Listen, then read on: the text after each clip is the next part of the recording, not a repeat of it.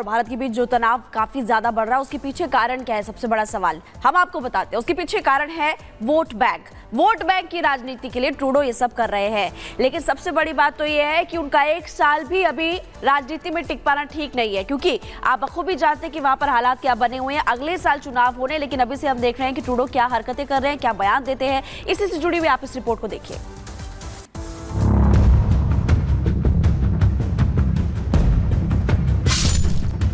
खालिस्तान समर्थकों के हमदर्द Trudeau, vote bank के लिए भारत से दुश्मनी, खालिस्तान जरूरी इसलिए भारत से दूरी।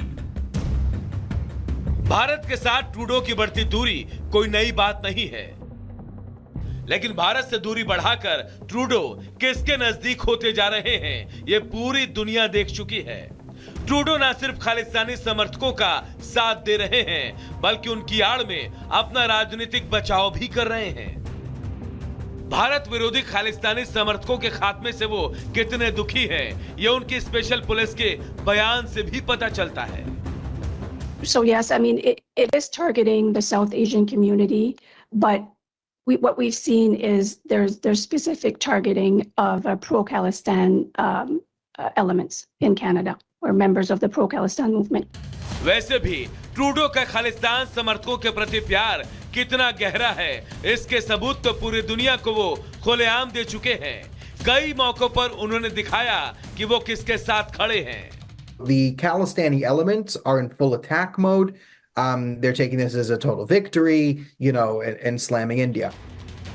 जस्टिन ट्रूडो के लिए खालिस्तान समर्थकों का साथ इसलिए भी जरूरी है क्योंकि इस बार के चुनाव में उनके विपक्ष का पलड़ा भारी है। बढ़ती महंगाई, अनियंत्रित अप्रवास और घटती नौकरियां, ये वो मुद्दे हैं जो ट्रूडो के लिए इस बार चुनाव में बड़ी मुसीबत पैदा कर सकते हैं।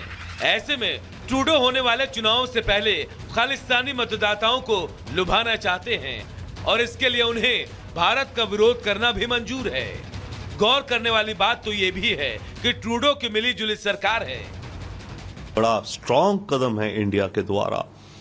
अपने राजनीतिक नुकसान को बचाने के लिए भी राजनीति करी जा रही है, और राजनीतिक नुकसान ट्रूडो को जो हो रहा है और होने जा रहा है, वो होने जा रहा है कि चाइना ने तुम्हारी इलेक्शन में तुम्हें मदद करी, इनडायरेक्टली चाहे, और तुम्हें बाद में वो पता चला, पर तुमने उसमें कोई कदम नहीं उठाए क्योंकि वो तुम्हारे फेवर में गई।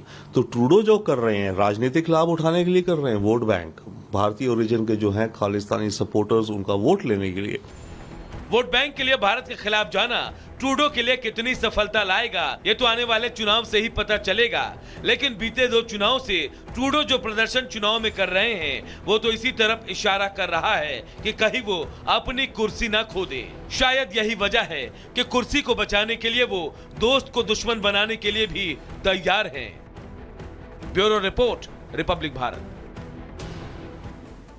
और अब बात करेंगे ईरान और इजराइल की। दोनों देशों के बीच में संघर्ष लगातार चल रहा है, लेकिन दूसरी तरफ इजरायली मीडिया ने जो बड़ा दावा किया है, उसके बाद कयास लगने शुरू हो गए हैं कि क्या आने वाले वक्त में दोनों देशों के बीच चल रहा यह संघर्ष खत्म हो सकता है। वो इसलिए भी क्योंकि खामेनेई की तरफ से अब ये भांप लिया गया है कि इजराइल से अब पंगा लिया है, तो उसको लेकर के अभी ईरान की मुश्किलें बढ़ सकती है।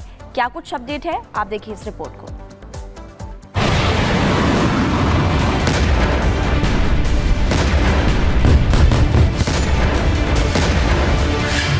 इजरायली मीडिया का बड़ा दावा।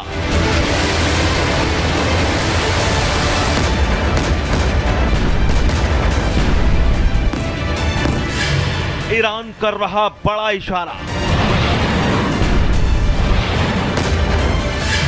हमला करना लेकिन हल्का। संघर्ष खत्म करने का बस यही तरीका। जिस तरह के कयास लगाए जा रहे हैं कि इजराइल कभी भी ईरान पर बहुत बड़ा पलटवार कर सकता है। ईरान की न्यूक्लियर साइट, ईरान की ऑयल रिफाइनरी या फिर ईरान का कोई बड़ा नेता इजराइल के टारगेट पर आ सकता है। इजराइल ने ईरान पर जवाबी अटैक का सॉलिड ब्लूप्रिंट तैयार कर लिया है। टाइम और जगह भी तय कर ली गई है। इजराइल ने यह भी तय कर लिया है कि किस हथियार से ईरान को पूरी तरह से हिलाना है, कैसे ईरान को खून के आंसू रुलाने हैं।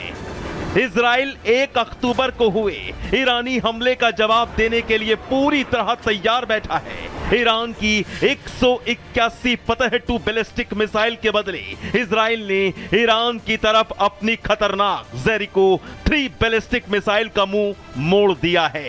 बस इंतजार है तबाही के बटन के दबने का। जब पता चल जाएगा ईरान ने अपना पहला हमला कब, कहां और किस पर किया है। लेकिन इजराइल के इस जवाबी हमले से पहले क्या ईरान डर गया है? क्योंकि ईरान पर काउंटर अटैक से पहले इजरायली मीडिया ने एक बहुत बड़ा दावा किया है। ईरान को लेकर इजरायली मीडिया ने दावा किया है कि ईरान ने इजराइल को इशारा दिया है हमले पर सीमित प्रतिक्रिया से संघर्ष का दौर खत्म हो सकता है। जैसा कि पिछली दफे हुआ था, इन दोनों देशों ने अटैक किया था। ईरान ने कई 100 मिसाइल के साथ किया था, मगर मैसेजिंग थी जिससे कोई ज़्यादा क्षति इजराइल को नहीं पहुंची थी। और फिर उसके बाद इजराइल ने भी जो अटैक किया था ईरान के ऊपर, वो भी बहुत मामूली सा नुकसान हुआ था। उसी प्रकार का लोग चाहते हैं कि इस दफ़े भी ऐसा ही हो। जो अक्टूबर 1 का जो ईरान ने अटैक किया था उसका भी बदला ऐसे ही। इजरायली मीडिया के दावे के मुताबिक ईरान कह रहा है कि इजराइल उसके हमले का जवाब हल्के में देगा तो ईरान और इजराइल के बीच जो टेंशन है वो खत्म हो सकती है। अब सवाल ये कि क्या ईरान इजराइल के जवाबी हमले की तैयारी भांप चुका है? क्या ईरान जानता है कि अगर इजराइल ने हमला किया तो फिर उसका असर कितना भयानक होगा? क्या ईरान समझ चुका है कि इजराइल बदले की आग में झुलस रहा है, वो हमला छोटा मोटा नहीं करेगा? या फिर ईरान इस संकेत के जरिए बता रहा है कि वो अपने कदम पीछे खींच रहा है? ईरान इजराइल के अटैक से क्या डरकर भागने की कोशिश कर रहा है? ईरान का डरना लाजमी भी है, क्योंकि हमास और हिजबुल्ला का जो हाल इजराइल ने किया है उसे देखकर कोई भी इजराइल के सटीक और घातक हमले की कल्पना कर सकता है। इजराइल ने ईरान की धरती पर ही हमास के चीफ इस्माइल हानिये को हवाई हमले से सटीक टारगेट कर मौत के घाट उतार दिया था।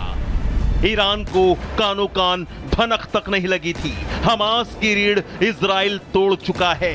लेबनान के अंदर भी हिजबुल्ला के चीफ हसन सैयद नसरल्लाह और उसके भाई हाशिम सफेदीन की कब्र खोद दी गई है। कितने ही हिजबुल्ला के लड़ाके निपटा दिए गए हैं। इजरायली मीडिया का दावा अगर सच है तो फिर सवाल यह है कि क्या ईरान इजराइल से हमदर्दी की उम्मीद लगा रहा है? क्या ईरान चाहता है कि इजराइल उस पर हमला ना करे, ईरान को बख्श दे? लेकिन यहां सब कुछ इजराइल के मूड पर टिका है, क्योंकि जिस तरह से हिजबुल्ला और हमास बार बार इजराइल पर हमले कर रहे हैं उससे इजराइल भड़का है और वो जानता है कि इस आतंक की जड़ ईरान ही है।